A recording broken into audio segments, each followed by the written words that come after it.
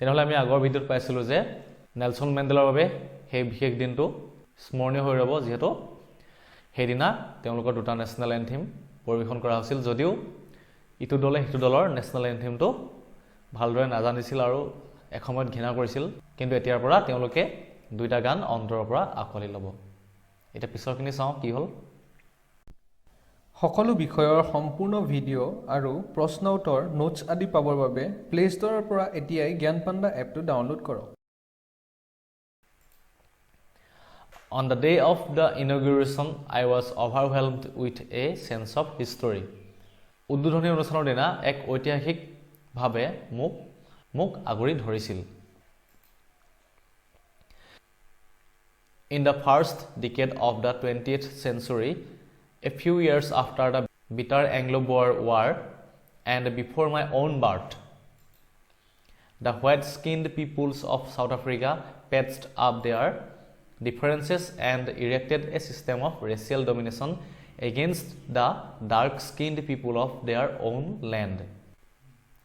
তেনেহ'লে first decade of the 20th century অৰ্থাৎ বিংশ শতিকাৰ প্ৰথমটো দশক অৰ্থাৎ 1900 চনৰ পৰা 1910 চনলৈকে সেইটো প্ৰথমটো ডিকেড মানে হৈছে 10 বছৰ, দশক বুলি কয়।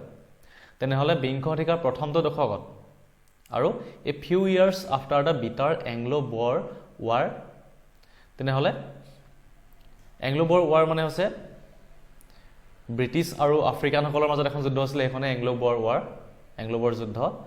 তেনেহ'লে সেই এংলো-ব'ৰ তিক্ত যুদ্ধৰ কেইবছৰমানৰ পাছত আৰু বিফৰ মাই অ'ন বাৰ্থ আৰু মোৰ জন্মৰ অৰ্থাৎ মেণ্ডেলাৰ জন্মৰ কিছু সময় পূৰ্বে বা কেইবছৰমানৰ পূৰ্বে কি হৈছিল?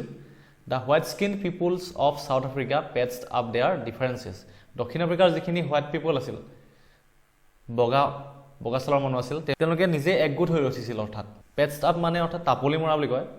অৰ্থাৎ সেই হোৱাইট পিপুলখিনিৰ মাজত নিজৰ মাজত যদি কিবা পাৰ্থক্য আছিল, সেইখিনি তেওঁলোকে কি কৰিছিল? তাপলি মাৰিছিল বা সেইখিনি তেওঁলোকে নাইকিয়া কৰিছিল বা ভাল কৰিছিল।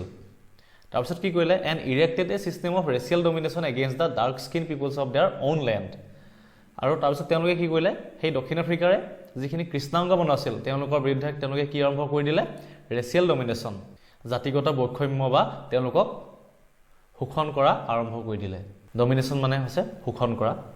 তেনেহ'লে কি ক'লে ইয়াত যে 1900 চনৰ পৰা 1910 চনৰ ভিতৰত আফ্ৰিকান আৰু ব্ৰিটিছসকলৰ যুদ্ধৰ কেইবছৰমানৰ পাছত আৰু নেলছন মেণ্ডেলাৰ জন্মৰ কিছু সময়ৰ বা কেইবছৰমানৰ আগৰ সময়ৰ পৰা কি আৰম্ভ হৈছিল? ব্ৰিটিছসকলে ব্লেক পিপুলখিনিক শোষণ কৰা আৰম্ভ কৰি দিছিল। আৰু তাৰ আগতে তেওঁলোকে কি কৰিছিল? তেওঁলোকে হোৱাইট পিপুলখিনিয়ে বা বগা ছালৰ মানুহখিনিয়ে তেওঁলোকৰ নিজৰ মাজত যিখিনি পাৰ্থক্য আছিল সেইখিনি নাইকিয়া কৰিছিল, পেটছআপ কৰিছিল। The structure they created formed the basis of one of the harshest, most inhuman societies the world has ever known.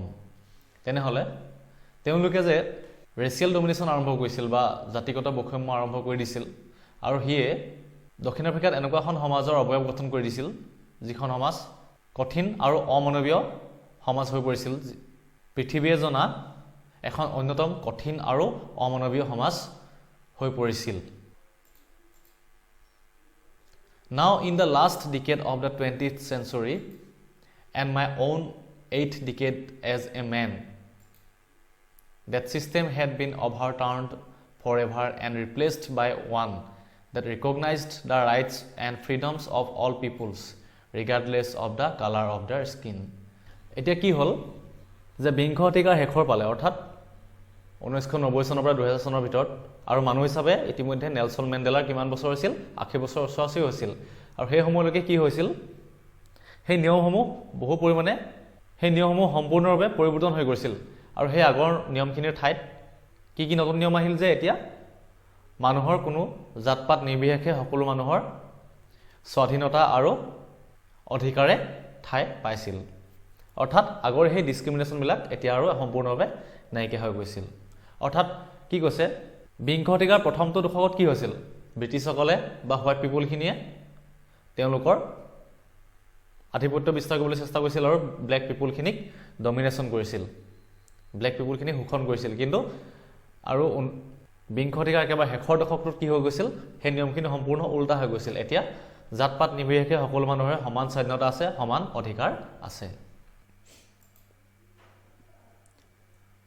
that they had come about through the unimaginable sacrifices of thousands of my people whose suffering and courage can never be counted or repaid তেনেহলে সেই বিশেষ দিনটো আহিছিল বা সেই বিশেষ দিনটো আমি পাইছিলো আমাৰ হাজাৰ হাজাৰ মানুহৰ ভাবিব নোৱাৰা ত্যাগৰ ফলত যিখিনি মানুহৰ কষ্ট সাহস আমি কেতিয়াও গণনা কৰিব নোৱাৰো আৰু কেতিয়াও আমি পৰিশোধ কৰিব নোৱাৰো তেনেহলে কি কৈছিল সেই বিশেষ দিনটো অৰ্থাৎ এই দক্ষিণ আফ্ৰিকা স্বাধীন হোৱা দিনটোৰ কথা কৈছে সেই বিশেষ দিনটো কেনেদৰে আহিছিল বুলি কৈছে হাজাৰ হাজাৰ আফ্ৰিকাৰ মানুহৰ ভাবিব নোৱাৰা কষ্ট আৰু ত্যাগৰ ফলত সেই দিনটো আহিছিল কষ্টৰ ত্যাগ মানে তেওঁলোকে যে স্বাধীনতা আন্দোলন কৰিছিল তেওঁলোকতো হোৱাইট পিপলখিনিয়ে বহুত শোষণ কৰিছিল আৰু বহুতে হয়তো গোটেই জীৱনটো কাৰাগাৰ খাটিবলগীয়া হৈছিল তেনেদৰে বহুত মানুহে কষ্ট কৰিছিল নিজৰ প্ৰাণ পৰ্যন্ত আহুতি দিবলগীয়া হৈছিল বহুতে